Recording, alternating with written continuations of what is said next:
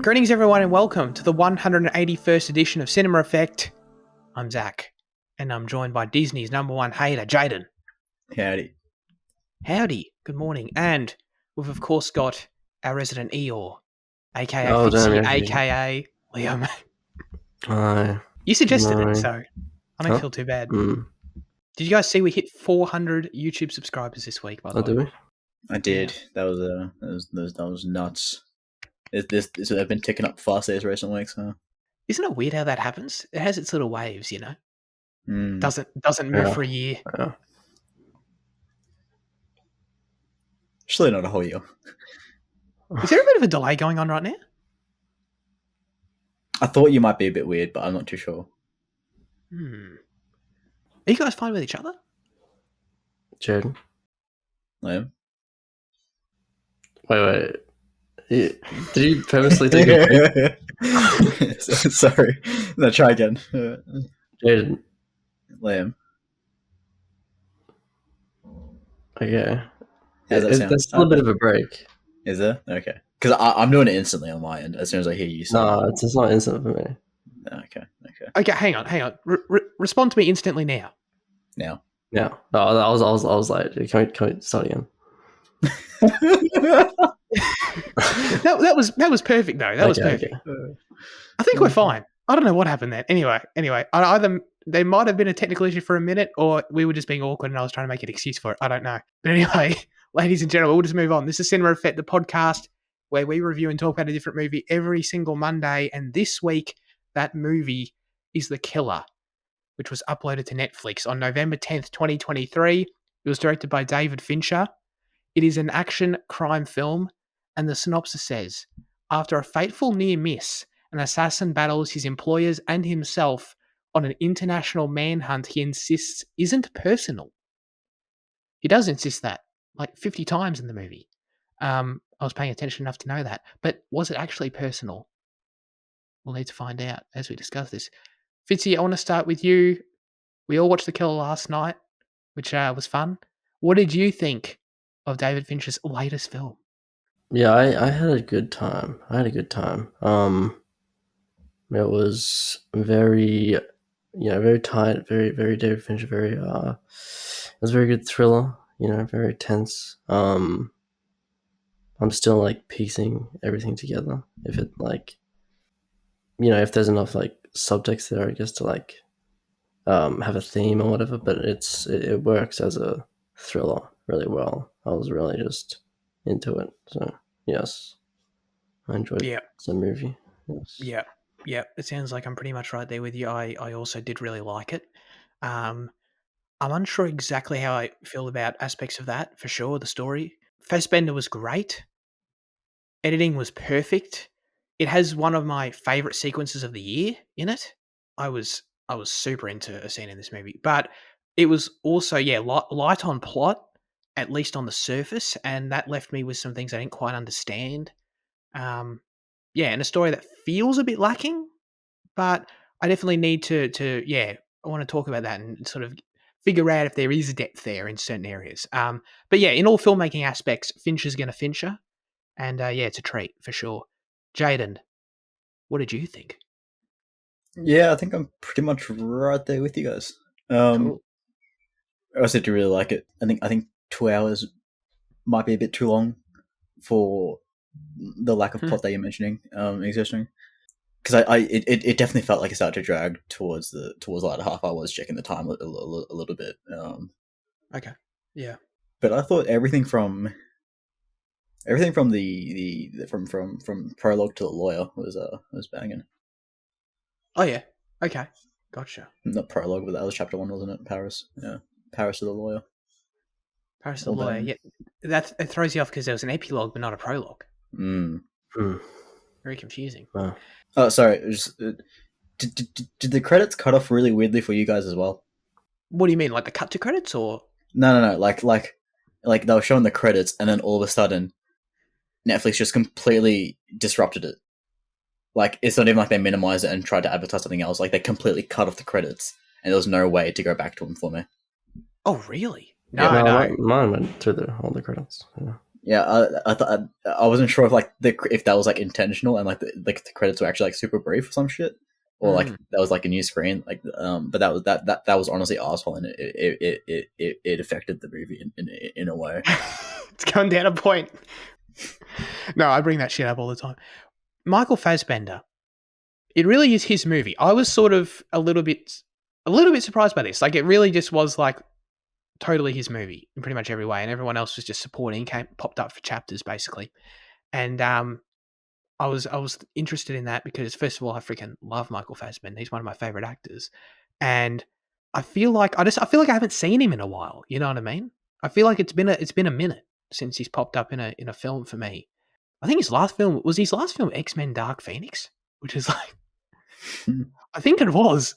So that's wild. I don't know if you guys feel the same way about that aspect, but yeah, I thought he was really good in the movie, but something I want to get more into, but starting off, I guess, on a performance level was like, for you, like, was there enough in the performance and the character to sort of like latch onto?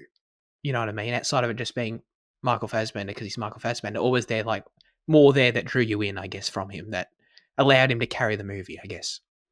There was absolutely for me.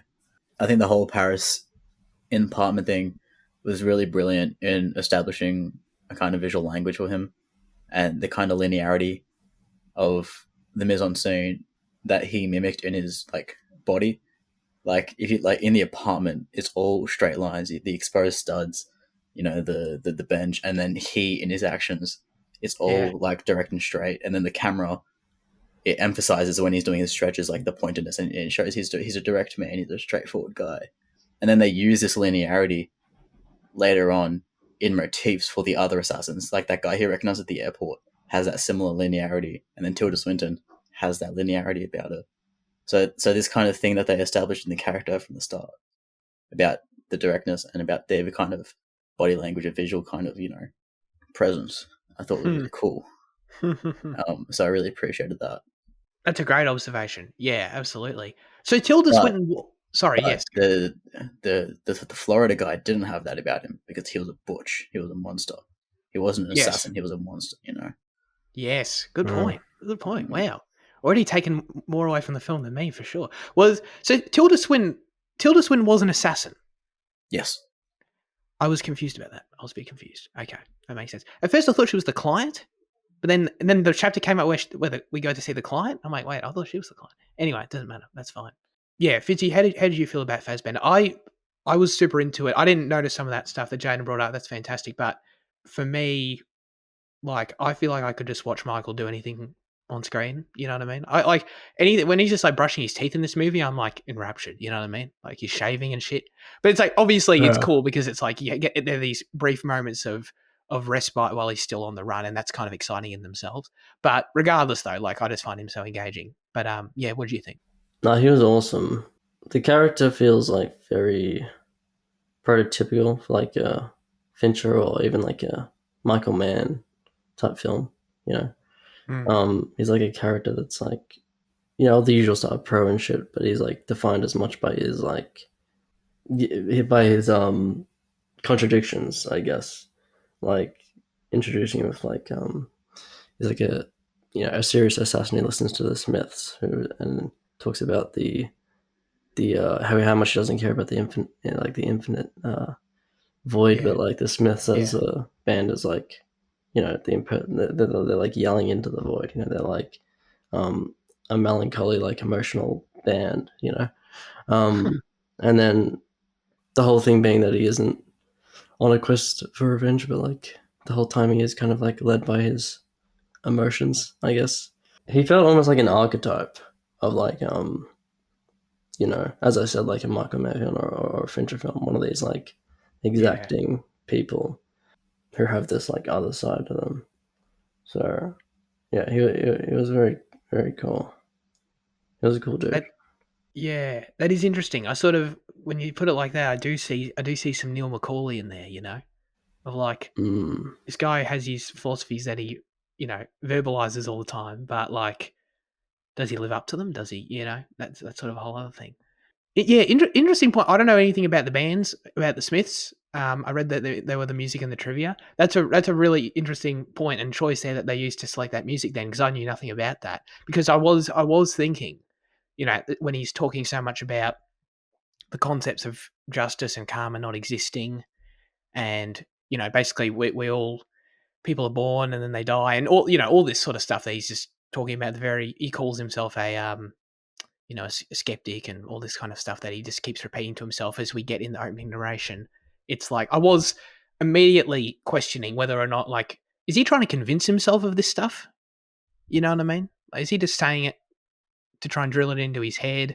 I never fell to that right from the start that he was steadfast in these things he's saying. Yeah. When he was in that Paris apartment, and like there was like one of the lyrics in the Smith songs was like you need someone else just like everyone else does, and I thought at that moment it would like probably go into the narrative that it does a bit of like him having a partner or whatever. So that was I think the music was like pretty telling somewhat. Yeah. But good choice. I like the Smiths. Sure. Yeah. Well, Those. Hey. and then Liam's meant to repeat, "I like the Smiths" louder. Yeah. Oh, I'm sorry. Yeah. I cut that off. And then he leaves the elevator. Do you know what we're referring to, Zach? 0. No. 500 Days of Summer. I've not seen that movie. I know. Okay. Sorry. Okay, no, that's all very interesting. It sounds like very lyrically relevant. And that was another aspect of it too, like when it was revealed he had a partner, just that fact alone. Like so when he gets there to the Dominican Republic and he starts, I love the scene when he starts, like, he grabs out his pistol and starts sprinting towards the house, by the way. That was sick. But when he gets in there and it's like, oh, yeah, so he has a partner, he has people he cares about here. That immediately struck me as interesting, because I just feel like right away from the start, this guy was like basically telling me that, like, this is not something he would have. Basically, I feel like he was trying to set that scene. Right. Which, yeah, so that was like an immediate, quick contradiction and a very substantial one. Well, yeah. That's just all about work-life balance, That's not really. You're saying, be emotionally distant in the job, not in life. Right. Okay. Like when you clock into your 9 to 5, it's just you drain it all away. Okay. Yeah, that's what I was thinking. Like he's convincing himself like purely for the job, kind of. And there's probably some stuff you can say about that kind of thing, or like the precarity or whatever, like the gig economy. Because he's in like a WeWork, building, which is like weren't they like sued or whatever, or they were like, I don't know. They were destroyed. Yeah. Right. Yeah. Legally. But they were a company that rented out workspaces. So I don't know. There's something there, but I agree that it was like a work kind of persona kind of thing. Yes, absolutely. It was, yeah. Like when he says he has no opinion on anything, I don't give a fuck is what he has to tell himself multiple times. It's pretty on the nose there. It's like immediate doubt from me. You know what I mean? I feel like he does. I feel like there's little moments throughout the film that sort of show that in interesting ways. But I don't want to get too far ahead, because just I do have to say that, like, this opening scene, chapter 1, in this WeWork building was just fantastic. I just really enjoyed it as basically this dude giving his master class on being an assassin. You know what I mean? And like, I just thought it was super cool seeing how he operates. Like, first of all, some great tips in there for wannabe assassins, like don't book Airbnb. Good stuff there. It was just good advice in general. Sure. Can't argue with that. I feel like, no, we had a good experience with Airbnb, don't you reckon? Nah, I think they're becoming a real problem though. Like, it's not like a very cutesy little, stay at this place that's really fun. It's now like, you need to live in this house. You need to take out the rubbish. You need to clean the house. You need to do all this, live by their rules, and you are monitored often. And like $600 cleaning fees and $200 deposit that they keep every time. It's like it's yeah.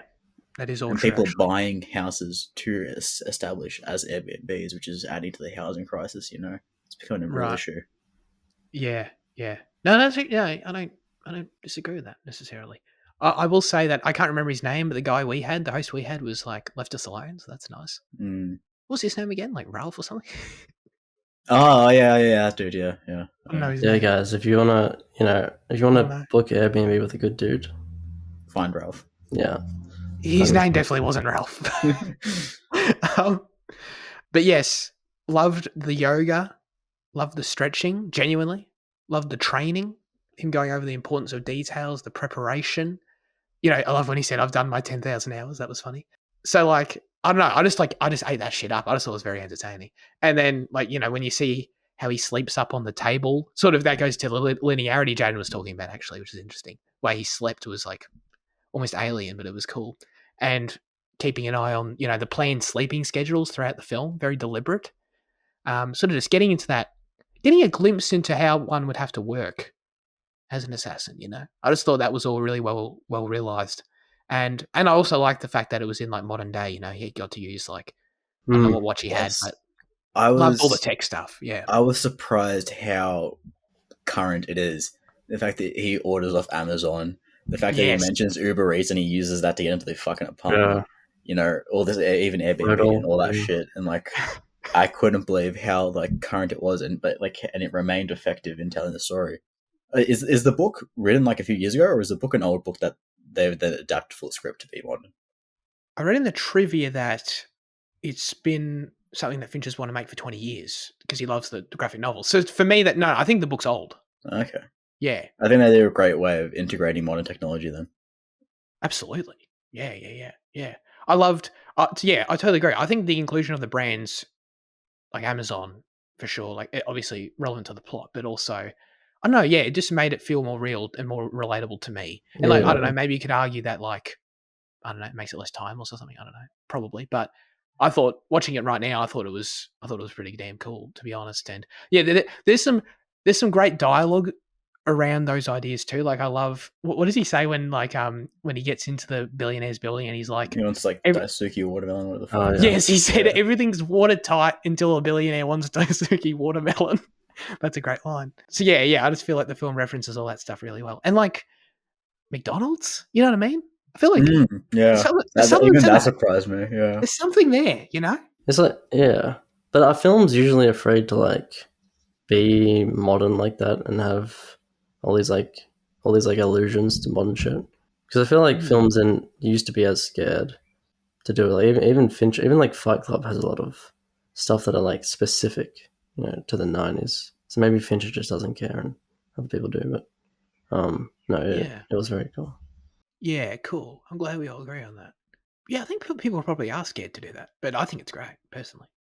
Yeah. I feel like we were told, like in media, like making a movie feel timeless is like an important step in making a good movie. So I think like that idea is implanted in us young, but I don't think it's really necessary. But yeah, it helps for sure. There's something there. Like I think it's important to consider. It's an important consideration and choice. I think that's what makes this work so well, is that you can tell a lot of thought was put into how, like, we want to do this. We want to put these brands in here. We want to make this very relevant to 2023. How do we do that? It doesn't just feel like it's just there because it is or whatever. Yeah, and the easy way out would have been to adapt it into like a 90s type. Exactly. Thing. How the book is, or I presume how the book is. Yeah. So yes, in understanding the character and learning about the character, that's sort of what I was along the ride for. Obviously, vast majority of that, I'm not 100% sure, but I think like most of Fassbender's dialogue is delivered through the voiceover. I think probably more so than not. And I liked the reciting of the mantra many, many times in the film. I just love Fassbender's delivery. His creepy ass American accent's great. But I think it was interesting because I could see it maybe annoying some people just because he does repeat himself a lot, and like, I think that is a factor, but at the same time, like, I think what made it work for me was the fact that it is very much, there's a better way to describe this, but like, it's like diegetic voiceover, I guess, you know what I mean? It's like when the narration comes in, into the film, he's literally thinking it in the scene. Like that's why it's there. It's not meant to be some omniscient. What's the word? Omniscient, whatever. Omniscient? Omniscient. Omniscient. Omniscient? What? Oh. Oh, omniscient. Omniscient. Okay, yeah, it's not some like omniscient, narrative device or whatever. You know what I mean? It's like he's literally there thinking this shit, and and that's why he has to repeat it to himself, because every time he has to go in for the kill, he like literally thinks it to himself. So that's why it was effective for me. Well, his thought process is literally like it's like it's interrupted when the guy comes and like delivers the papers or whatever. So that was like a cool, break in. That was a great detail for sure. Yeah, and it's interrupted again when Tilda Swinton starts speaking to Tilda Swinton just starts talking, and it cuts off when he's walking outside with her. So yes, that happens a few times, and I think that is genius. On a similar level, in terms of diegetic sounds, do the constant cutting between the diegetic Smiths and then the non-diegetic Smiths annoy you at all? Because it pissed me off after a while. Because it was just so much? Yeah. What do you think, Fitzy, of that? That's interesting. No, I love that. That was very cool. Yeah. It was very, very playful, especially in that Paris scene. I feel like it almost like set up the credits, the final like song, the credits like needle drop or whatever. It almost like set that up throughout the movie. But no, I thought it was very cool. Yeah, I just think it was too much and in rapid succession of, the intervals. Yeah. Yeah. Because there are only a couple seconds each time. And, had you did it a few times, had you even did it a few too many times, it'd be okay. But it was a few too many fucking times.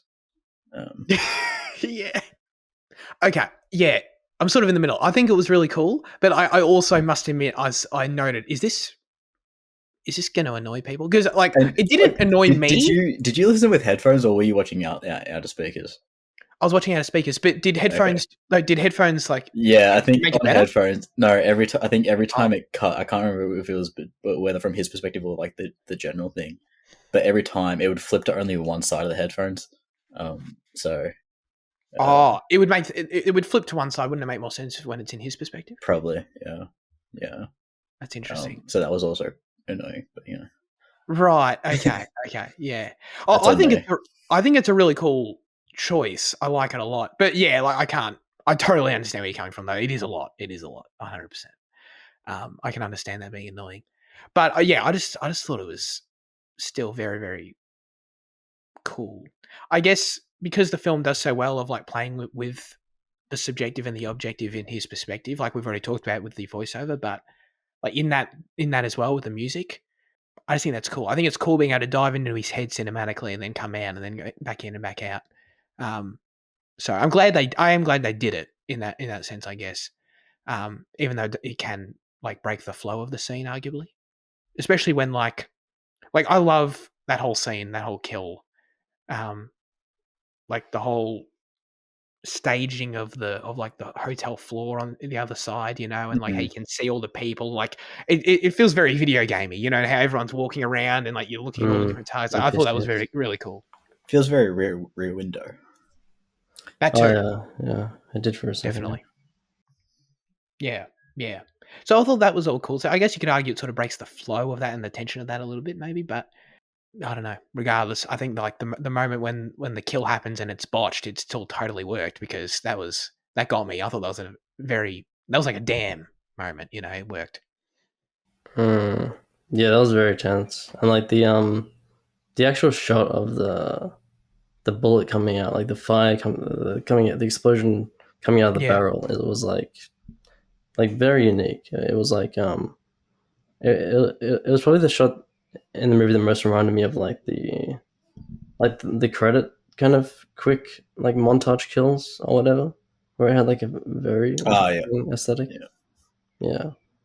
There were like these blurts of like flavor that were just sprinkled out of the film in specific moments. It was like, wow. Yeah, there's definitely some other ones for sure, but yeah, that kill was very surprising. So she literally just stepped in the way and that was it. Like there was Yeah.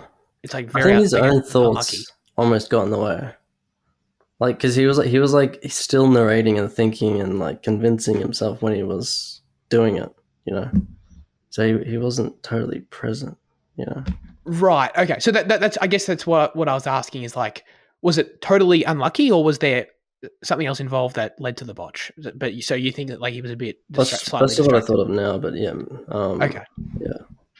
Yeah. Because he was narrating to him about the perfect moment to squeeze the trigger, but he had a few moments where he could have, but he was waiting for his heart rate to get to 60.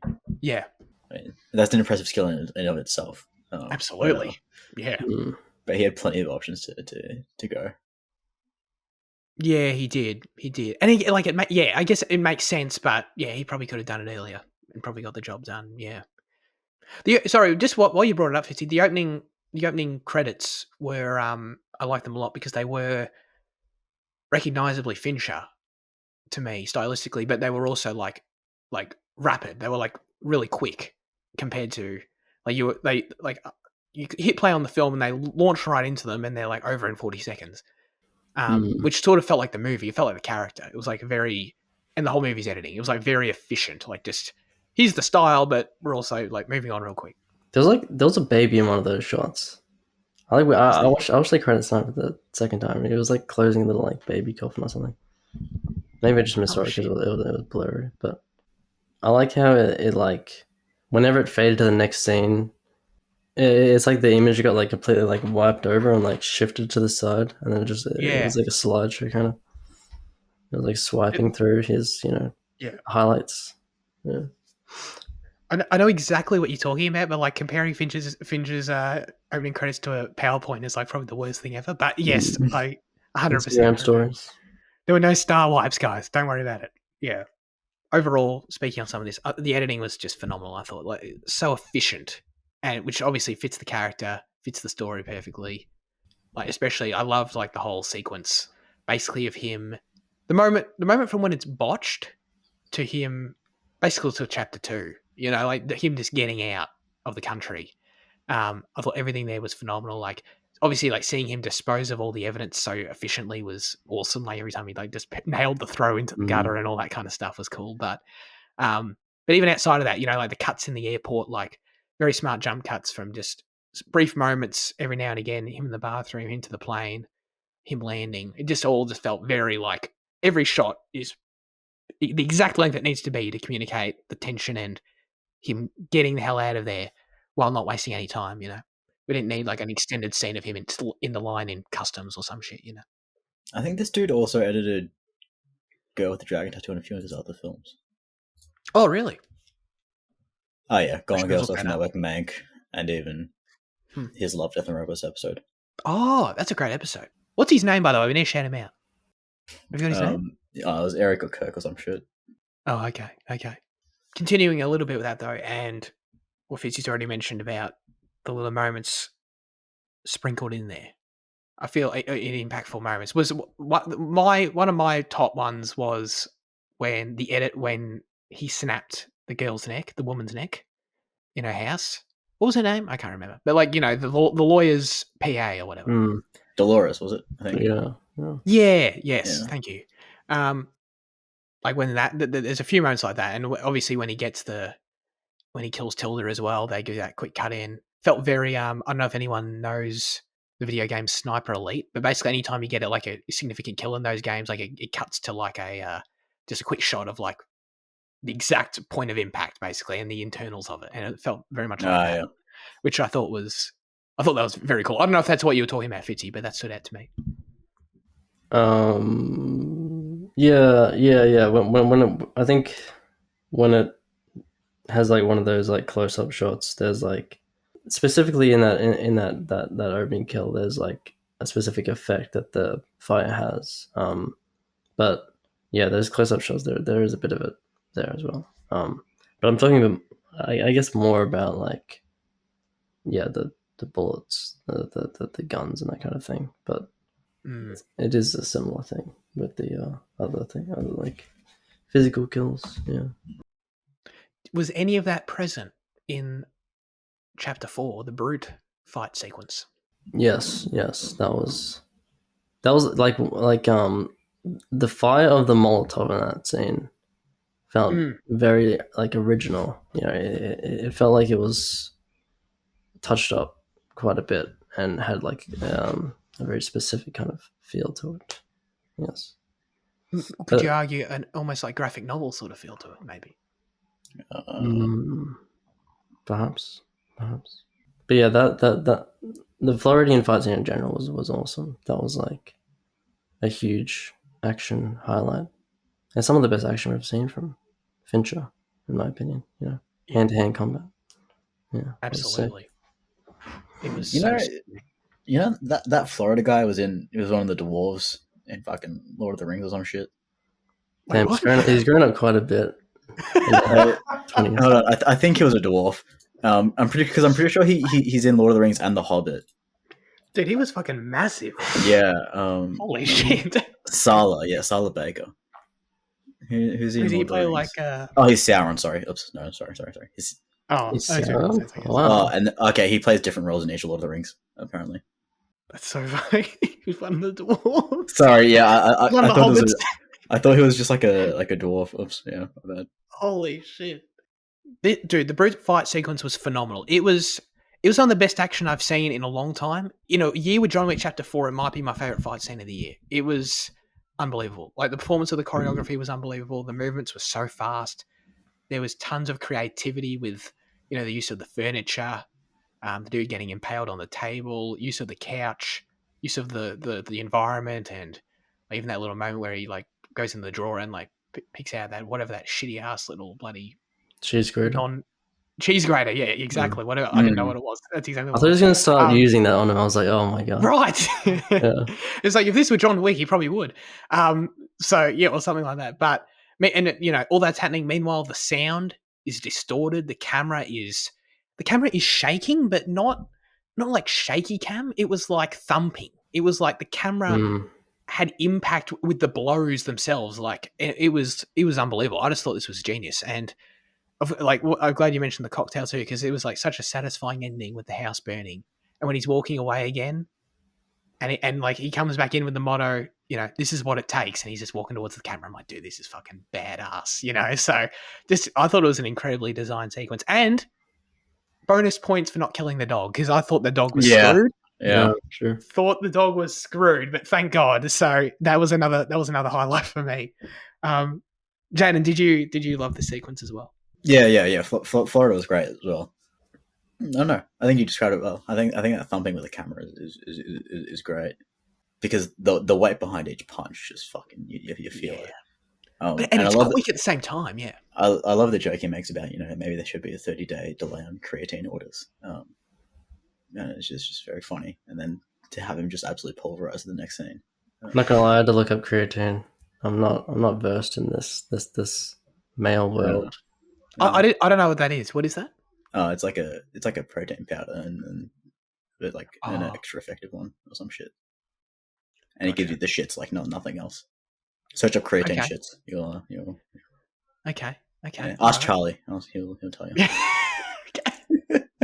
No, actually, I don't think he uses it, but some of the other boys do. Gotcha. Okay. Right. No, I hadn't even heard of that. Yeah. No, just phenomenal. There was definitely, I noticed the sound and the camera stuff, because just the second it starts and he dives right into it, like in the first few seconds, like it immediately feels different to action I've seen in a long time. And I was like immediately trying to pick up why. And I spent the rest of the scene just like trying to pick up those things. And I think that's what it was for the most part.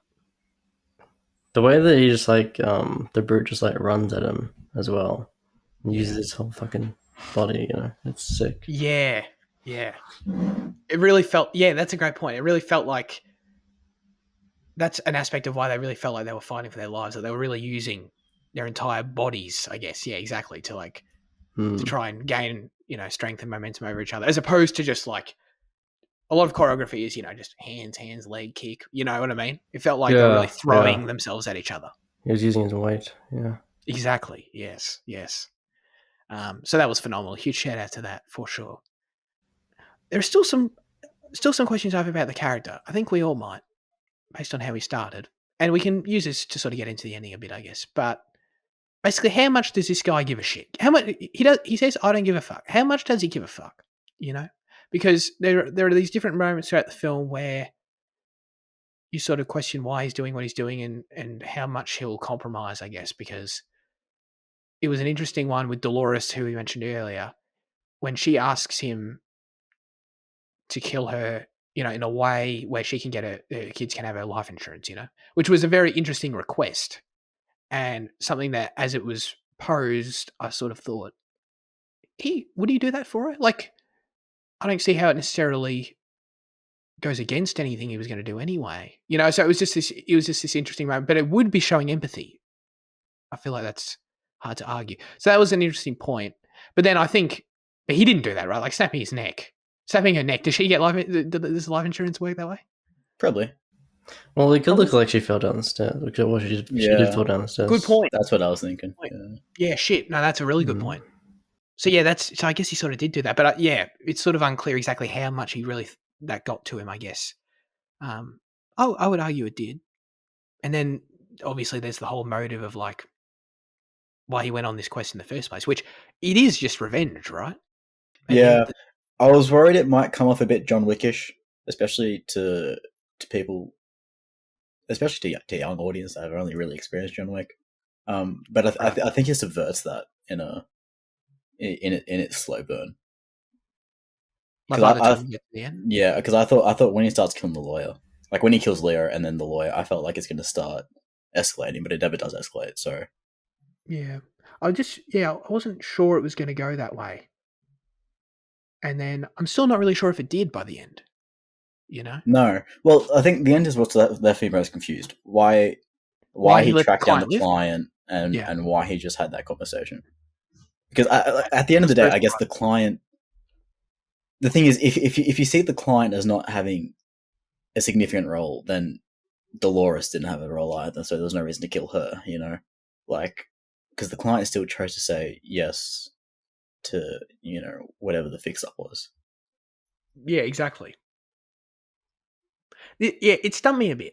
The only thing I could really think of was that, like, he had changed by the time he got there.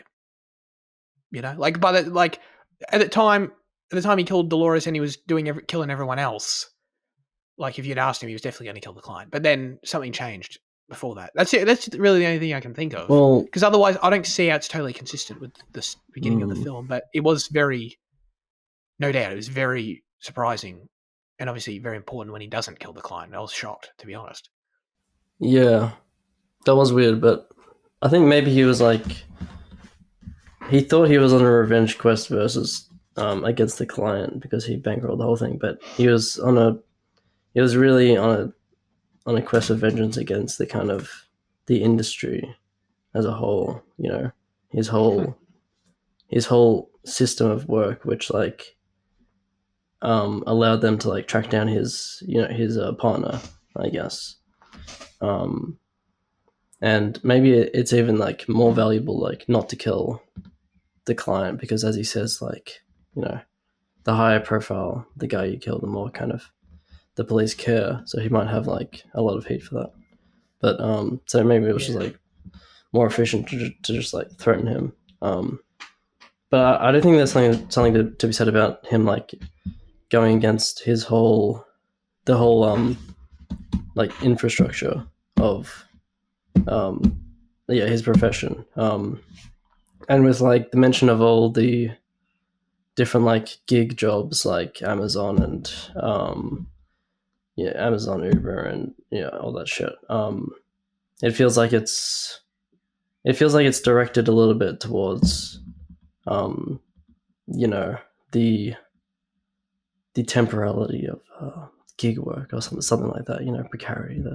Right. That's interesting. Well, so he was like a crypto billionaire, right? That's what. Was that one? I don't know. It's kind of vague, I guess. I didn't get that because they were talking about like the Bitcoin deal in the locker room and then also on the phone at the end, weren't they? Oh, were they? I didn't catch that, to be honest. Probably. I don't know. I don't know if that's. I don't know. It might be important. I don't even know. But no, that's such an interesting parallel, like drawing like comparison between a hired assassin and an Uber Eats driver. But like, that's interesting. I Yeah. like that. Well, I think there's something there. I think that's like part of the reason he includes all these jobs that you kind of do for clients, you know, in the movie. All these modern enterprises. Yeah. Right. So I guess in that way, would you say like the quest? I guess whether it's this from the start or not's another question. But like the quest is, Yeah. it's like against those who participate or those who like enable, you know, the system to function as it does. You know what I'm saying? Like all like the as opposed to like he doesn't actually harbor any significant ill will towards the client because he just I don't know, he just like Well, the client's kind of clueless. Exactly. Yeah. But these people know that are in the business, knew what they were doing, knew the harm they were causing. His vengeance is against the people who don't allow for job security or like life, you know, security in general. I guess at the end he mentioned security, and I think it's as much about that as it is about, you know, revenge or whatever. That's interesting because what he said. So yeah, I rewatched the epilogue because it stumped me. He says revenge. He says the need to feel secure is a slippery slope. I'll just read the whole thing. The only life path is the one behind you. If you can't accept this, maybe you're not one of the few. Maybe you're just like me, one of the many. I almost took the last two lines as ironic. In that, maybe you're just like me, one of the many. In that, like he's now, like he knows he's one of the few, or he was one of the few. I think he believed that at the start, but like now that he's completed this mission and he's gone into hiding, like he's becoming one of the many on purpose. That's sort of how I read it. Well, maybe it just speaks to the hypocrisies that he talks about throughout the film in his narration that you guys were talking about. His repeated motifs of, you know, right. Like he thinks thinks he wants to become one of the few, but he realizes he's just not. Yeah. The thing is, I think it's genuine. You know, it's not him intentionally becoming one of the many, because there's that twitch in his face of like he feels something's wrong. Yeah, that's sort of what I guess I read that like he like he's trying to become a regular person, go into hiding, going off the grid, living off his money like the lawyer said he should. He's doing that now, but like it's sort of against his nature. Is sort of how I read that. But yeah, I just that in the second to last shot, just before it cuts to his face, the curtains billow a little bit, and I was like, "Fuck!" I was like, "Is someone going to step out of there?" So that's why I was just thinking, like you know, has the billionaire extracted revenge? Wow, that'd be something. But I guess not. I don't know. Yeah, I think that last scene is definitely what left me most confused. And I still, what does he mean by the path behind you is your life path or whatever the fuck that is? You did philosophy, both of you, didn't you? Stop putting pressure on us. I am clearly confused, but I must say that like it's interesting because I can't really say it's a satisfying ending because it is so confusing because the arc is so unclear. But at the same time, like I must admit, like as surprising as it was, he didn't kill the client. Like I'm glad he didn't. I actually rather this because like what the other ending is, what he killed the client and then he goes home. It's like okay, whatever, you know.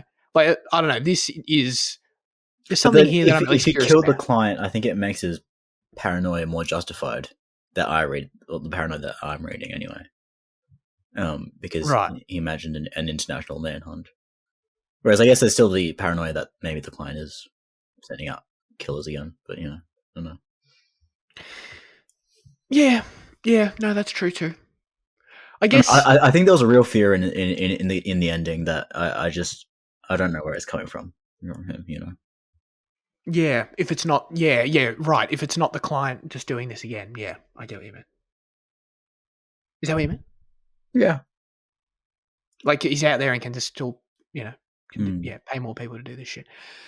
But then, even as a character, like I don't know what the point of introducing that right there is. Right, you know? right. It's I don't know to what extent I'm meant to feel like it's an arc. Feel like that's why the satisfaction aspect of it is so confusing to me. It's like, is it an arc? Is it a journey? Is it just an unveiling of what was there the whole time? Was there enough previously in the film to establish any of these ideas effectively? You know what I mean? That's the thing. I don't know if there's enough here. I guess it's just too early to say, or at least it needs another watch, I guess, because I just don't know if there's like, Just need someone smart to watch it and then fucking explain it. Genuinely that, or if it's not communicated well enough. I just don't know, so it's a bit unclear to me.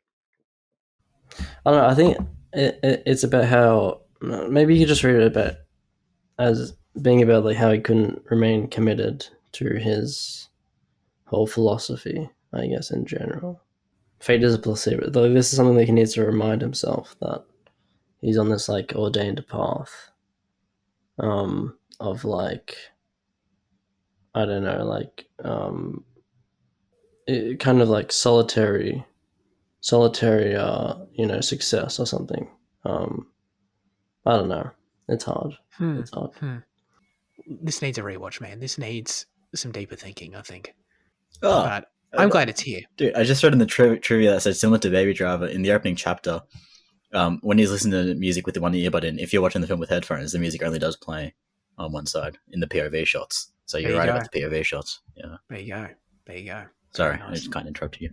I probably read that there when I was scrolling and forgot, to be honest. That's probably why I asked it.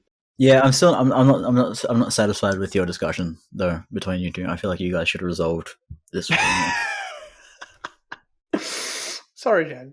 Well, what does he say earlier? What does he say earlier in the film about your life path being behind you? Because earlier in the film he says like, even I have to remind myself, and then the line, and then blah blah blah. It was the same thing. Even I have to remind myself the only life path is the one behind you. Did he say anything like around that though? Oh, possibly. Yeah, possibly. But it didn't change though. I don't believe. I'm pretty sure I remember it was the same. Yeah, but okay. I'm just trying to think like how you could relate it to other things, I guess. Does it mean he's just going to fall back into the pattern? Like he can't retire? Is that what it means? Like he can't hide from what you've been doing? Is it meant to be just something like that, or is that too dumb? Well, that's what I thought. I don't think he's literally gonna. I personally didn't read the ending as like he's gonna become. He's still an assassin. He's gonna go. I thought he was done with the job, being an assassin. I thought that's why killing the client was not killing. Sorry, letting the client live was important. I thought that sort of was him stepping away from the job. But I guess that's what I mean. In like in the ending with the little twitch of the eye, it's like that's always him though. Like he is that person. You know what I mean? He is a killer. At the end of the day, that's who he is. Uh-huh. That was terrible. But yes, I don't know. That's sort of, and like, he sort of just kind of trying to come to grips with that, I guess.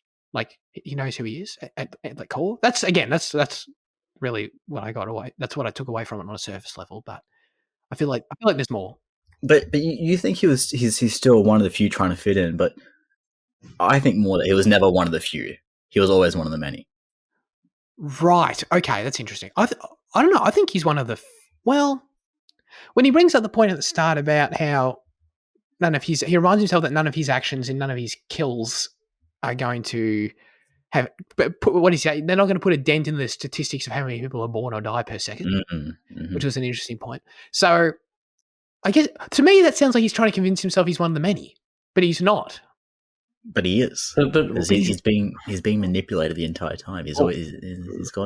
There are higher figures that are still controlling him. He defines one of the few as the people who exploit the system and that kind of thing.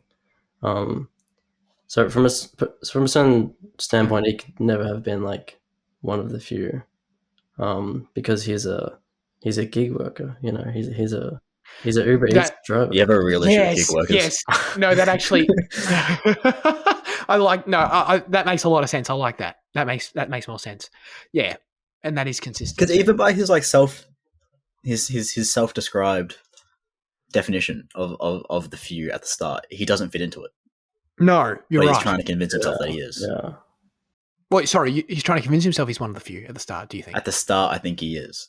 Right. So is that the is that the thing? He accepts he's not one of the few, and he realizes that. Probably. I think that's where I'm leading to. I think. Okay. Yeah. No, I like that because if he doesn't kill if he were to, oh my god, I keep getting that mixed up. If he were to kill the client, I think that would make him one of the few. Yeah. Because he killed the client. The client's huge. You know what I mean? Yeah. I don't think any of the kills he makes in the film make him one of the few at all, based on who he goes after. So. Yeah. But that does go against my idea of the eye twitch. So what's the eye twitch? Maybe is you it just like had an eye twitch, you know? Just... No. Is he like? So okay, let's take it. Okay, let's take it as from the start. He's trying to convince himself he's one of the few. He realizes he's not one of the few, and he accepts he's not one of the few. Is the eye twitch the fact that like that annoys him? Yeah. Like he wishes he was.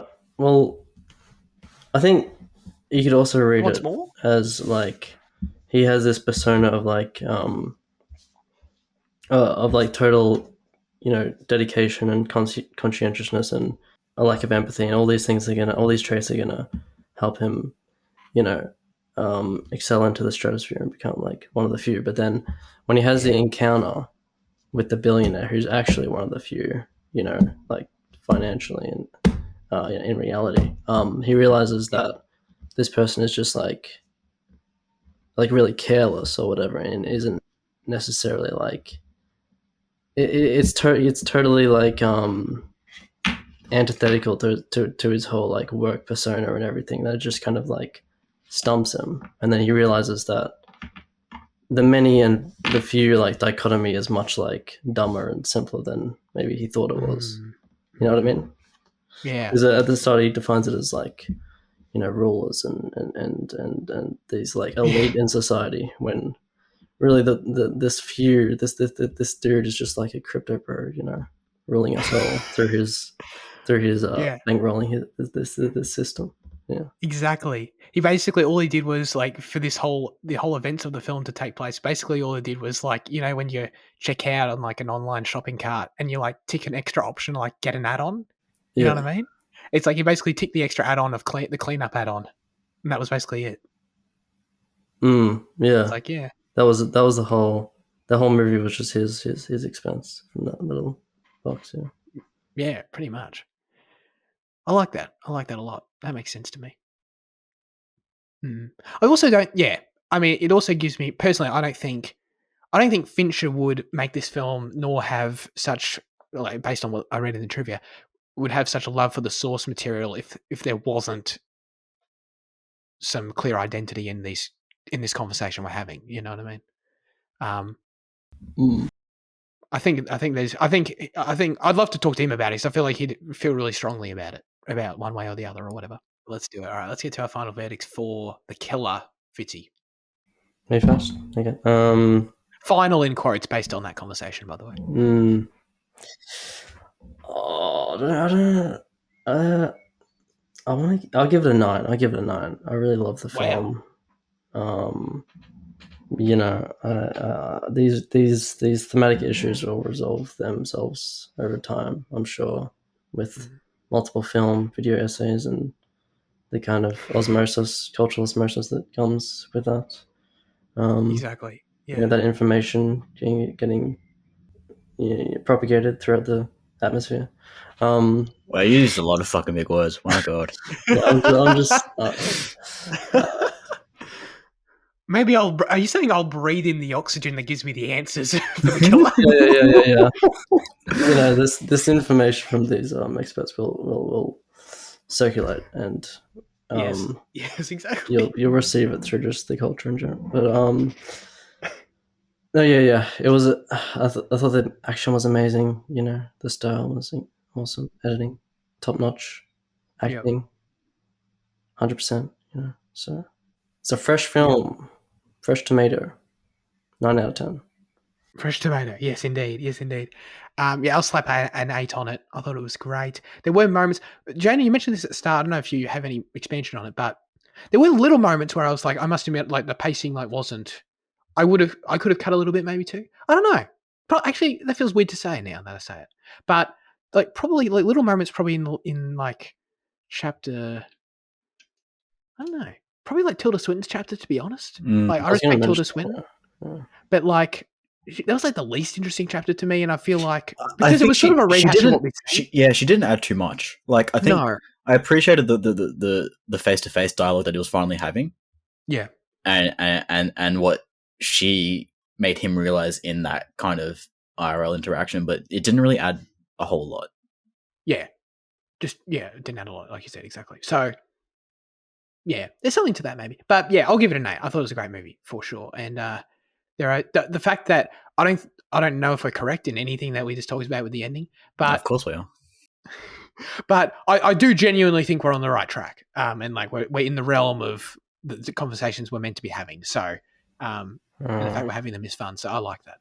Jaden, I'm going to give it a 7. I think it's strong Fincher, but I think it's not near the other stuff that I really love from him.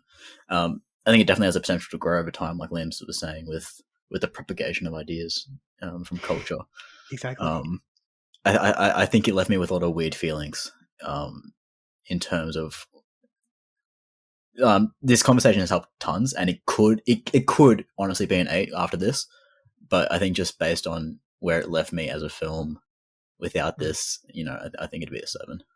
Gotcha. Yeah, that makes perfect sense. Yeah, coming in, I was on the line between a 7 and an 8, so I was undecided until this. So yes. Have you ever thought about starting your own podcast? Let me tell you, if we can do it, anyone can. And that's thanks to Zencaster. Like a lot of other podcasts out there, our show is recorded over the web every week. But trying to record a podcast with platforms like Zoom and Discord can be an audio quality disaster. I'm sure you've heard some of the podcasts I'm talking about with long delays, sound cutting in and out. It is not pleasant. Zencaster captures studio quality sound for all of your guests right from your web browser. Zencaster's multi-layered backups ensure you always have your recordings in the highest quality, even if the connection is unstable. And with Zencaster's all-in-one platform, you can create and distribute your podcast to Spotify, Apple, and other major destinations all in one place. Go to Zencaster.com/pricing and use our code CinemaEffect to get 30% off your first month of any paid plan. That's Zencaster.com/pricing with promo code CinemaEffect with an E for 30% off today. Feel a sense of Zen with Zencaster. Let's get into news chat / trailer talk. All right. There was a Madam Web trailer. So this is a Sony Spider-Man spin-off, that have brought us the likes of the Venom franchise and Morbius.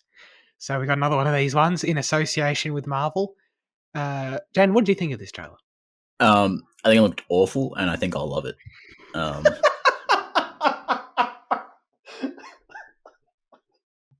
That one got him. Okay. Sorry. Please get going. It looks it looks cheapish, and the story doesn't look entirely convincing. And from what I've read, apparently the villain in it is just like a discount Morbius. Which I haven't seen, so I don't know. We'll see. But it looks like a lot of fun. I think Spider-Man is one of my favorite superheroes. I think he's awesome, and I will always consume stuff in that universe. And I think it's really great to have this kind of roster of characters coming to screen in Spider-Man and in Spider-Woman, and Madam Web. I think they're cool. I don't know. It looks very CW though, costume wise, and the way the kind of I don't know, the editing of the trailer just makes it seem like it's done on the cheap. But I think it looks fun, and I think I will always take a chance on it. Okay. Plus, it's got a banger cast. I mean, the cast: Johnson, Sydney Sweeney. Unreal. How do they keep getting these casts for these movies? It was like dude. In Morbius, it was bloody Matt Smith and what's his face from what's his name from Chernobyl? I don't know. Yeah, this trailer was. I've got no idea if this movie's going to be good. I'm sort of leaning towards no, but it was kind of a mess. I don't know anything about Madam Web. So like, what's this whole? So the whole time thing, is that a real thing from the comics? Like she sees the future? I don't know. I haven't read enough of the comics to know. I've got no idea. So that's cool. So and the villain. So the villain to me just looked like Spider-Man, but like villains, like a villain, Spider-Man. Yeah, I thought it was weird. Yeah, it was very weird. So yeah, I don't really know what the hell's going on there. His costume looked very inspired by Spider-Man 2099. 100%. Yeah. So at first I thought it was going to be that, but then apparently everyone in the comments was saying, no, this is just some random dude that has like shit powers. Yeah. 2098 Spider-Man. Yeah. I guess. I don't know. Yeah. So like, just premise-wise, it was interesting. You know, sort of. I don't know. It struck me as like it could just be sort of popcorn trash, maybe. But yeah, I don't know. I probably won't see it, but like, looks okay, I guess. Again, like, good point about the car. So we had Sydney Sweeney up in there. We had bloody what's his face from what's his name from Severance? What's his name? I don't know. Yeah, I was trying to remember, and I fucking hate that I can't remember because he's great. Yeah, god damn it. The guy, the Parks and Rec guy. Parks and Rec guy, yeah. Is it Mark something? Adam Scott. There you go.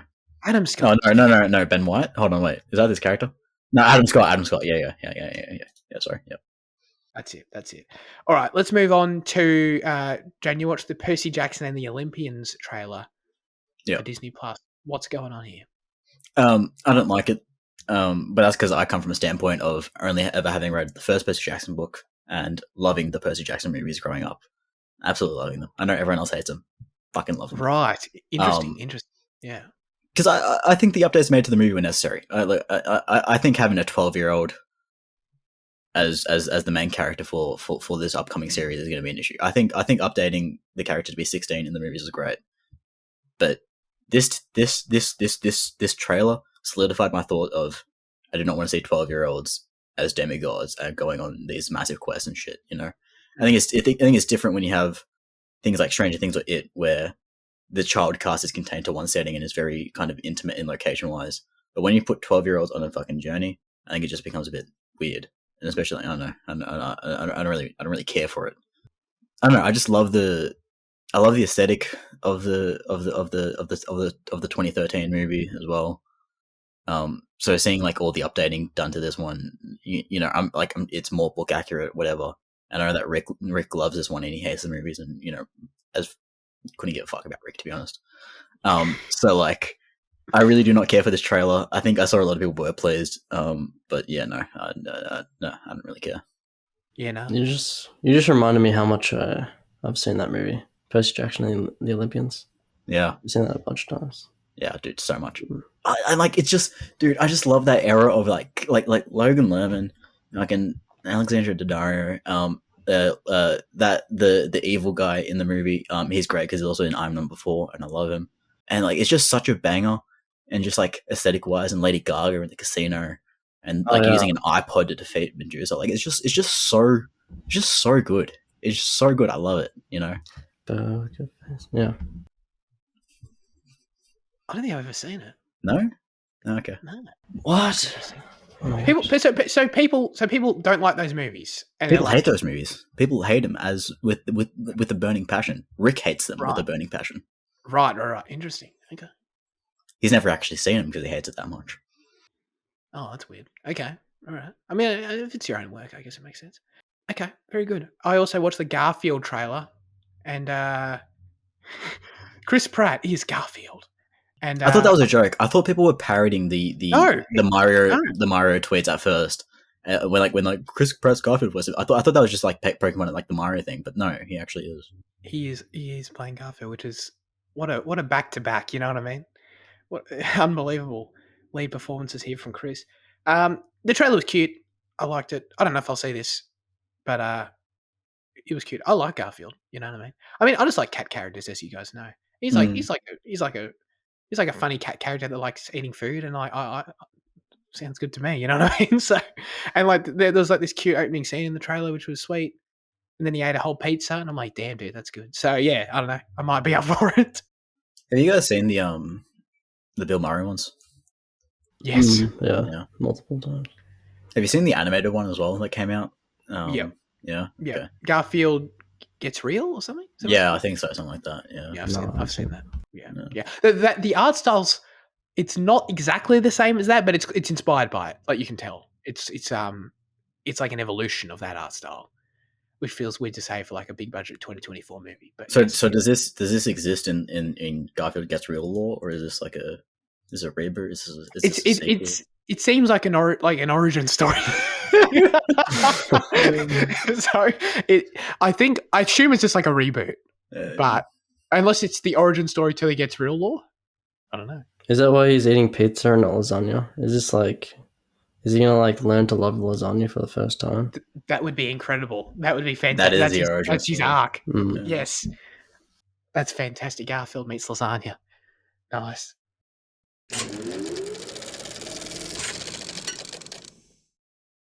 Okay, all right, very good. Now it's time for our highlights of the week. Fitzy, what have you been watching? Well, I've had my highlight chosen for me this week. Andy requested I talk about a film, Safe. I watched Safe, which was a movie with Julianne Moore. I believe you guys saw it at the some fancy Melbourne theater or something. No, just Acme. That's a fancy Melbourne theater. Not really. Isn't it?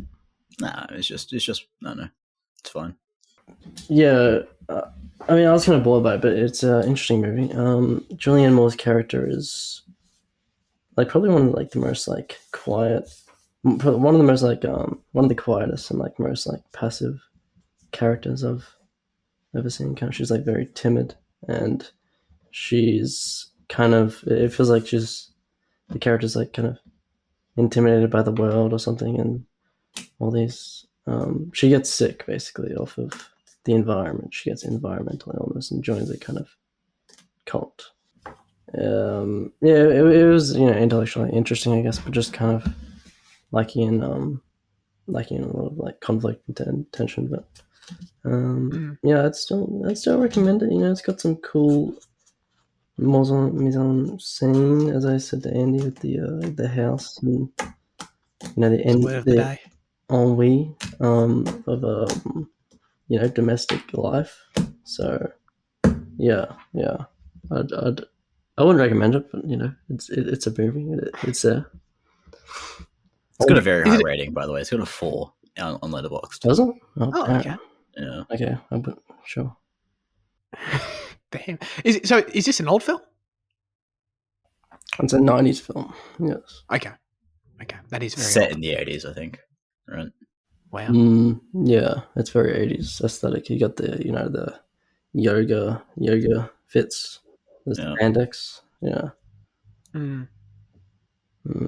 Cool. Okay. I need to check it out. Is it long? Nah. Pretty sure. It's not on anything, I don't think, because I watched it on Tubi, in the US Tubi. Tubi. I should. Is it? Tubi. Right? I've only ever heard it called Tubi. Yeah. Let's go with Tubi. I like that.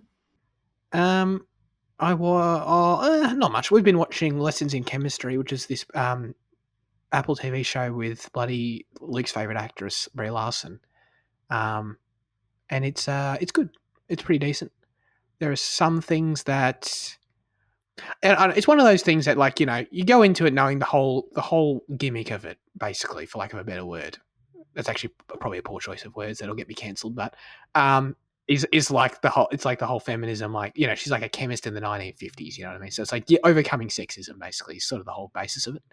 And so you sort of go in knowing that, and there's going to be some overtly over the top, sexism in it. You know what I mean? That's sort of this is a bit much sometimes. You know what I mean? But then there are other scenes that are good, and Brie Larson's really good. So yeah, it's good. It's not quite. I thought we were going to finish it this week, but then it turned out not all the.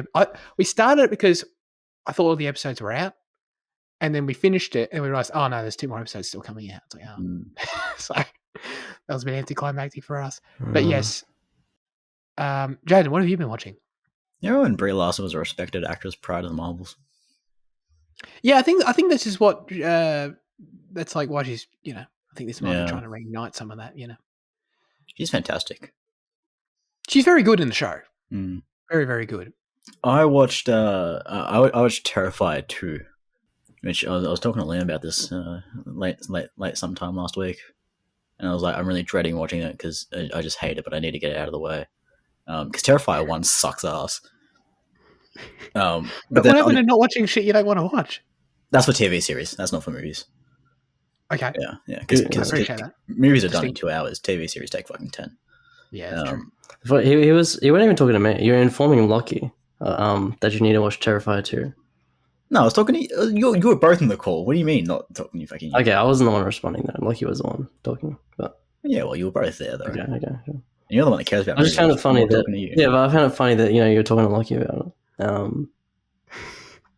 Anyway, keep going. What the fuck is that? Like he doesn't know what Terrifier is, and you're like, oh, I gotta watch Terrifier 2. Yeah, it's like important that I watch Terrifier 2. Yeah. Yeah. Okay. Anyway, sure. Yeah. Okay. Yeah, but before I watched Terrifier 2, I watched All Hallows Eve. So anyway, sorry, Terrifier is about this guy called Art the Clown.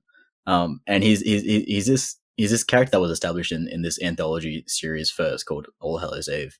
Art the Clown is fucking horrible. He's a terrible character to watch, and he's also just a boring serial killer. Terrifier 1 and All Hallows Eve I take real issue with because it's violence against women is not a foreign concept in film or in horror films, but watching Terrifier is the first time that it truly feels gross and misogynistic and, to say the word, problematic. Because the violence is so explicitly enacted upon women only, and in a really kind of exploitive way, but there is no merit to the exploitation. There is no fun in it. It just does feel self-gratifying and hateful almost. Which I don't feel that way about anything else. So the fact that Terrifier made me feel that way is crazy. So I was really dreading watching this, but Terrifier 2 really fucking surprised me in that it was decent. Hold on. Jaden mentioned serial killers. Reminded me that I have to get an answer to this week's question. Quickly, we've got like T-2 minutes here. Yeah. Sorry, what was that? No. Please continue. I heard you say no. Are you making fun of me? Yeah, no, we weren't at all. Yeah, but anyway, Terrifier 2 is actually decent because it has a female character as its lead, and it doesn't use her as torture bait or as some kind of rape thing. She's a decent character, who's well explored. The movie's too long; it's 2 hours long, but it has plenty of female characters that it actually does treat with respect, and the kills, while they are still mostly on women, it doesn't feel as hateful. And it was genuinely interesting at points. So Terrifier 2 is a kind of recommend, but Art the Clown still sucks ass, and anyone that says he's a horror icon is an idiot. So I take it people do say that? Oh yeah, big time. Yeah. Wow. All right. But most improved sequel. Yeah, one of, honestly. Yeah. Wow. All right. Nice. Very good. We definitely won't make fun of you, Jan, I promise. Just so you know. So re-listen if you want. Yeah.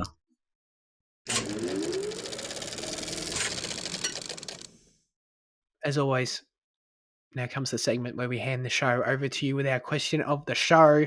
Last week we asked you, who is your favourite serial killer in fiction?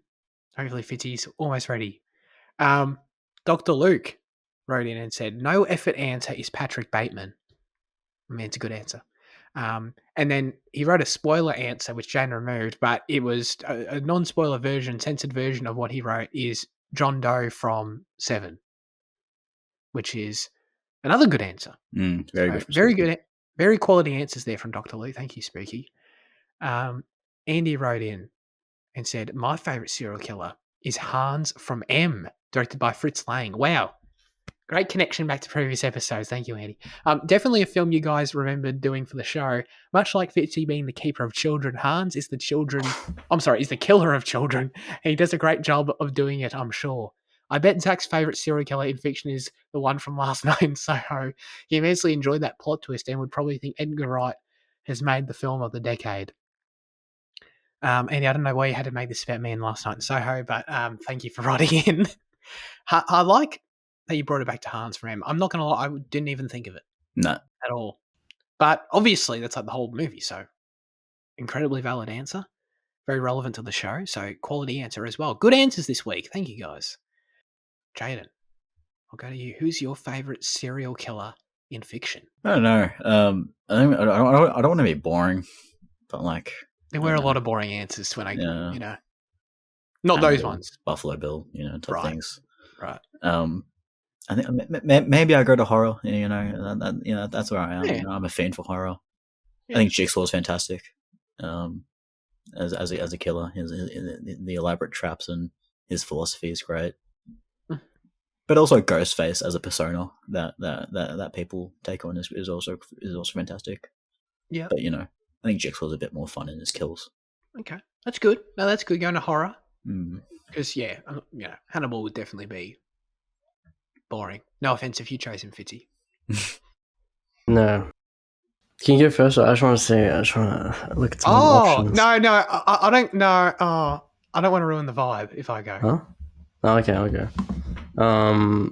My answer is Kiefer Sutherland in Freeway. Where I think I talked about this movie on the show before, but he plays like the movie's a retelling of Red Riding Hood. But Kiefer Sutherland's like he's like a hitchhiker picking up serial murderer. And he's like very creepy in the film. He picks up Reese Witherspoon, and it's just super like uncomfortable scenes with them in the car and shit. And he has just a very Kiefer Sutherland in general. I think it plays creepy villains very well. But in Freeway, he's just like very fantastic at it. So I'll say that's my favorite. But I like Jaden's shout outs. Ghostface definitely. Yeah, most iconic. My answer. I've got my pop figure ready here right now, and my favorite serial killer in fiction is Nathan Drake, no doubt. This man has killed thousands of people so many fucking times, and he also just happens to have literally. It has no impact on his conscience whatsoever. You know what I mean? He's a very charming man, very happy about it. Probably the best, most effective serial killer in that sense. You know what I mean? In terms of ratio of killed most people to gives less of a shit. Because then you just get to the next cutscene and he's just cracking jokes. He's like, "Great, it's killed like 100 people since we last talked." But my favorite serial killer is John Wick. Yeah. Yeah. No, I don't like your. I don't like your answer. You think it's against the spirit of the question? Yeah. I think you're wrong because I think that the question was a bit boring. Did I come up with it? I don't know. I don't remember. I don't remember either. No, I like this. I like it. I stand by it. I really do because, obviously, Nathan Drake. But he kills people. He kills people who's in the game. They're out to get him. They're out to kill him. So that's fine. He doesn't need to feel guilty about it. He doesn't. He kills non-playable characters, so they're not like tangible. Like they don't have ideas and feelings. He's not really killing anything. You see, no, okay, I disagree. That doesn't make any sense. That's every character. To answer Fitzy's point, I get that a little bit more. Honestly, I came up with this because I thought all the serial killers were kind of boring. Yeah, not gonna lie, but okay, if I would I like Fitzy's point. So if I were to evolve that in terms of he's actually killed people in terms of no ludonarrative dissidence involved.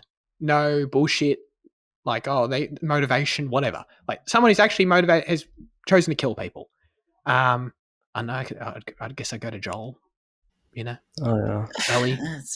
Yeah. That makes more sense because Joel's more of a sociopath to me. Yeah, Joel is a serial killer. I think. Yeah. In intent, he is a serial killer. He's a survivor. Exactly. Yes. Like Nathan Drake is no one would actually describe his character as a serial killer genuinely. You know what I mean? But Joel is objectively a serial killer. As a character, regardless of what you do in the game, regardless of that. Just watch the show. He's a serial killer. You know what I mean? I think that. Shout out to Cersei Lannister. She's a serial killer. Yeah. No doubt about that. The sept flying up or whatever. Oh yeah. Very efficient. She's a terrorist, actually. Yeah. My favorite terrorist in fiction is Cersei Lannister. Yeah. That was like their version of 9/11, yeah. Culture Really? changed What? completely after that. The Yeah, way That's that great. people had to buy and order that wild flame thing really revolutionized after that point. Yeah. That's What's right. it called, Zach? That's right. Wildfire. Wildfire. Yeah. Yeah. You couldn't just buy it willy Detroit. nilly on the street. You had to get. they had to. They started making movies about wildfire Players. security. Huh? They made plays about. Players, yeah. Yeah. I love that so much. I'm just going to always view that episode as 9/11 to Westeros. Oh, God. As always, we'd love you to submit your responses, thoughts, and or reviews for next week's film in the YouTube or Instagram comment section, or join the Discord server this week. The specific question we'll be asking you is, you can make a prequel to anything. What would it be? Is that wording okay? Is that okay? Yeah, I think that's Yeah, fine. I understand it. Yeah. Yeah, okay. As long as You they- make any prequel. You Yeah. choose any prequel at all, up to your imagination of an existing story, franchise, whatever. What would it be? Let us know. I feel like there is some great potential here, some great answers. So yes, very good. Yeah, that's it for this week's episode of Cinema Effect. Thanks everyone for tuning in. Fitzy, what are we doing next week? We have finally built our way up to the final Hunger Games movie, but potentially maybe they'll do another one. Who knows? But the Hunger Games: The Ballad of Songbirds and Snakes. It's a new film released. Yeah, it's going to be in the cinemas. It's in the cinemas now. It's a prequel. That's why we're asking the question, because it's a prequel to the Hunger Games, which focuses on Coriolanus Snow. Not Cornelius. Is Cornelius Snow and his associates, and his band of merrymen. So we'll have fun. Excellent. Very good. Is this going to be the longest titled film we've reviewed? The Hunger Games. Pretty I think long. I had to title something really long when you're away. What did we do? Indiana Jones. Oh, and the Kingdom of the Crystal Skull. Yeah, that's probably close. Yeah, maybe. Yeah. That's pretty close. Yeah. I guess we can count on our fingers. Yeah. I'm not doing that shit. All right. Very good. I'm very much looking forward to seeing this film. So we'll see how it goes. I guess just get another Hunger Games film. We need Suzanne to write another book, right? I guess. Yeah, that's what the director was saying this week in interviews. Like, whether it's a TV show or a movie, nothing's going to happen unless Suzanne writes a book. Right. Yeah. Because I know Suzanne was really involved in the films, like in the development of them. So she's probably aware whatever she's going to write is going to be a film or a show. So, I appreciate Liam and Jana for joining me as always. Have a great rest of your week, everyone, and goodbye.